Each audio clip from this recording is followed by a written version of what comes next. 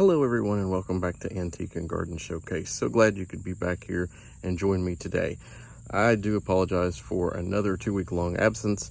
I need a little time around here. There were a lot of issues this summer, both with gardening and with health and other things that just needed to be taken care of. First, we're going to take a look at the new drainage field that I put in, the dry well, and the stages that took. It went fairly well. I got it all put in, and then I'll talk about what happened in between, and then the final finish back there, which we've not even got the grass sowed in back there yet, but that's coming. That's the last step, and thankfully I'm there now. If you've been following me for any time, you know that I did have an issue with a tendon in my arm. I've been through physical therapy and got released, and I'm actually doing home physical therapy now. Next, the third part of this is going to be why my summer flowers failed. And it's an interesting story that involves this piece that I have here in my hand.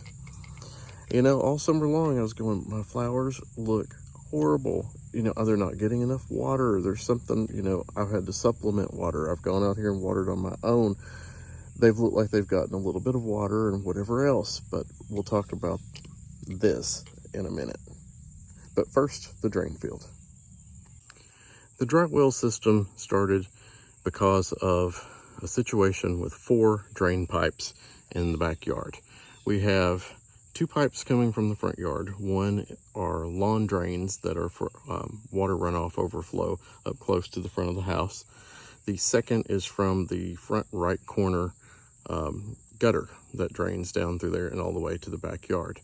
Then, just a few feet to the right of those, there are 2 more pipes that come off.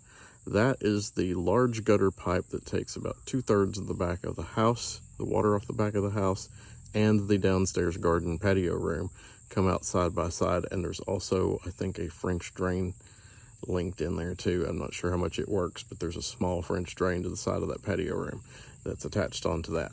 So anyway, these 4 pipes have been, living there happily for many years, especially with that big cypress tree being there and it having all of those knees that pop up, which are like roots that pop up on the ground, and they make like a mound, and it's horrible when you're riding a lawnmower over. Let me tell you, those things can throw you off a lawnmower in a minute if you hit them too hard. So when I had that cypress taken down, we were afraid of the roots getting into septic areas, and these big knees popping up everywhere is just becoming a nightmare. We had them take the stump grinders and grind out all those knees. Then we come in and put some fill dirt in there, and we'll try to level that out. Well, then you know how it started here. It was rainy, then it was dry.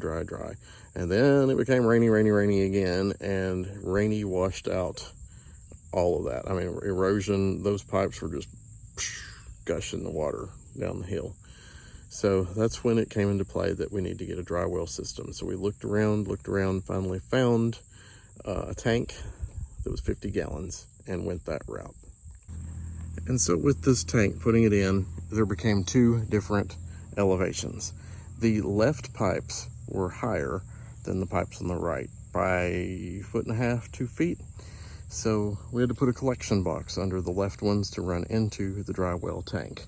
And that's why there's this weird meandering system there. So everything's all hooked up. Everything's working great. It's all under normal rain. It's fine. It's the system's perking out water. It's doing what it's supposed to do. I did not put anything in there until I knew that everything was working well. I didn't put weight on top of the lid of the tank, and that was a mistake. Another mistake.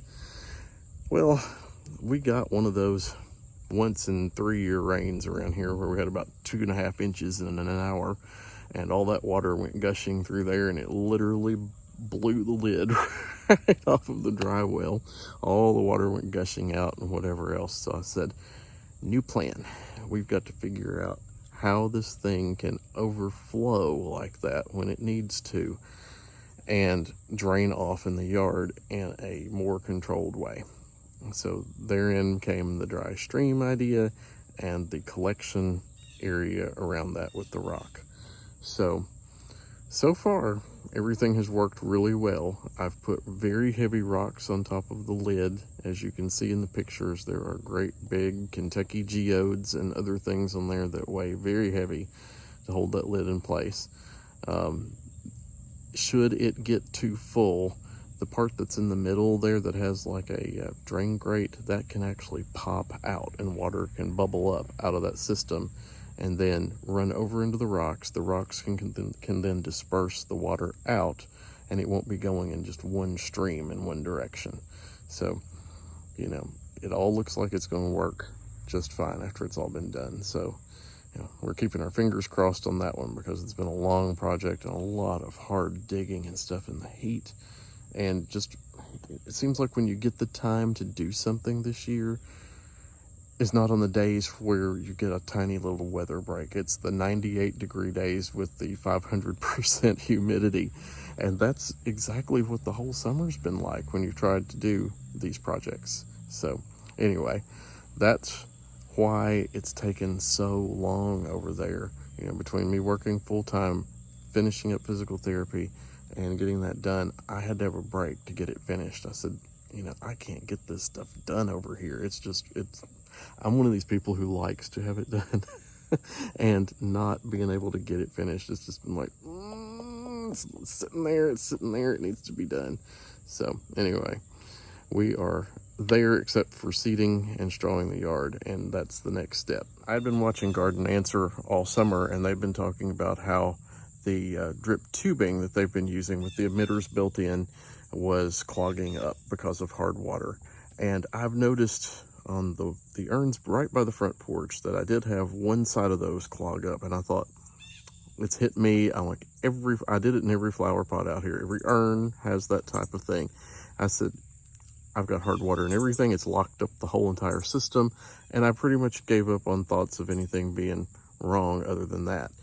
So the other day I was out here, and at the end of this wall, when you go all the way down here, there is a valve that you can pull on the end of the line, and it will tell you, it's actually a flush out valve for the whole system. And if you turn it on, water should just come shooting right out of there. Well, I turned the system on, didn't even get a drip of water. I thought, something's wrong here, okay? There is no tubing connected, you know, drip tubing with emitters connected between the house connection up here and this down here. So something's wrong. So I started working backwards from the end of the wall. I started down there and I backed up, and I'm like, okay, this flower pot's not working. This flower pot's not working. These are not working. I got up to the front porch. I'm like, okay, this urn's not working. Finally got to the last urn, the first one over by the faucet. Nothing's coming through there. And I'm like, okay, so let's go to the faucet. I went to the faucet, took all of this contraption off of there with this little piece of junk right here, and I turned on the system. Boom, water just come rushing out of the system, out of the timer. So I'm like, the timer's fine. And then I started inspecting, and that's when I found this. The very first connection to the faucet, the quick connect, was where the problem was all summer long. Literally, what dried out all my flowers was this right here. So if you're using these and you notice that you have restricted flows on your hoses or your drip systems or your lawn sprinkler systems or whatever, this could be your problem. Anyway, just thought I'd give you a heads up. It's not always the drip tubing. Sometimes it's the mechanics behind the simplest little thing that can cause a problem. So you may be wondering how such an innocent little piece of plastic might be such a huge problem. Well, this piece that's actually in my hand is a flow control. This is what the 1/4-inch tubing connects to for the entire drip line system that runs everything from these flower pots to these flower pots, and this bed out here, that urn, and the urns by the front porch and everything. So this flow control actually provides enough pressure to push the water all the way through the line in the system. This top part right here is just a quick connect. Well, I took all this apart and I thought maybe this is clogged. This thing has an opening down here. You unscrew this, there's a filter. You unscrew this top part up here, there's another filter. So it filters out anything within this that could be, you know, in your system, whether you've got hard water or whether dirt gets in there and backs up or whatever. It's just kind of a checks and balances system. Nothing wrong here, okay? This piece is perfectly fine. Everything is good here. The problem was the quick connect. And you're thinking, how in the world did some little something like this little thing that looks like a plus sign in the middle, that little valve that clicks in and out, managed to get, well, you can see it right there. It got stuck sideways in there. See how it's not lined up and it's kind of catching there? It restricted the entire flow of the whole system by that one little piece getting caught sideways in there. And I didn't know this all summer long. I thought, you know, let me flip the camera around. So with all my flowers looking like crud out here now, and literally, I mean, you know, lantana is all I have left and it's barely hanging on. Actually, I got the drip system working, gave it a little bit of food, and I'm hoping this will come back out and bloom and be my fall color.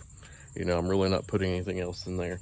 I was at a big box store today and picked up some, well, over here, peppers. I can't get them in the scene. I've never had ornamental peppers before, so I got a couple of those to put in those urns. I'm waiting for my greenhouse friends to open up. Warren Farm Greenhouse will be open soon for the fall. That's where I get my chrysanthemums and those summer tolerant, or not really summer tolerant, but heat tolerant pansies that they have, full sun tolerant, I should say, which are kind of unique. And I'm gonna grab some of those and then I'll fix some other things. But let me flip the camera around again. This bed escaped fewer issues than most this year, but you can tell that, you know, not enough water, a little more water, a lot of water. Okay, so watering here has been a nightmare this year. This is all going to get redone with sprinkler heads instead of drip next year. Wind came through, took out one of the salvias there, so that's gone, but the other three remain. This one suffered a little bit because of the water system issue. These suffered greatly because of the water system issue. In fact, they are dried grass arrangements now, which I'm getting ready to take out here in just a few minutes. These will be gone and be ready for chrysanthemums. As you can tell, there is nothing left of Super Genius. These up here are getting ready to be cut off and stored. They've done okay, but they're at the end of the season. Over here, this one also got hit by the water not working well. And you know, when your drip system runs 3 times a day and you're only here to water 1 time a day, even with you doing supplemental water, it's not going to do what a monitored drip system does. So this one looking a little rough, may get, you know, cabbage and pansies or something in it in a few days whenever I get to it. Again, burn up. Over here was where the problem started. Here's the timer for the front. Here's my new flow control valve that I put on there, and everything is working perfectly. Of course, I talked about earlier this year, I put in another system on here. This is a 4-bank system. I'm using 2, which are running over to the new area over here. One's actually running to the garden in the back because we don't have another plug there. The other one's running the sprinkler system for in here right now, which, as you can see, things are starting to come back to life. Hostas are starting to come back out. I rescued some small ones. These are the Gardening with Creekside plants. Look at these things. They were teeny tiny when I got them in here, quart size. They are growing like savages now. So pretty hydrangeas from Creekside. These are my oak leaves. They've put on new growth, look great. The hollies I found on clearance in the neighboring town are, I think I saw new growth. Yep, new growth coming out on those, so that's starting. There are some weeds in here. Don't judge me. It's been a rough summer. Another holly, another oak leaf.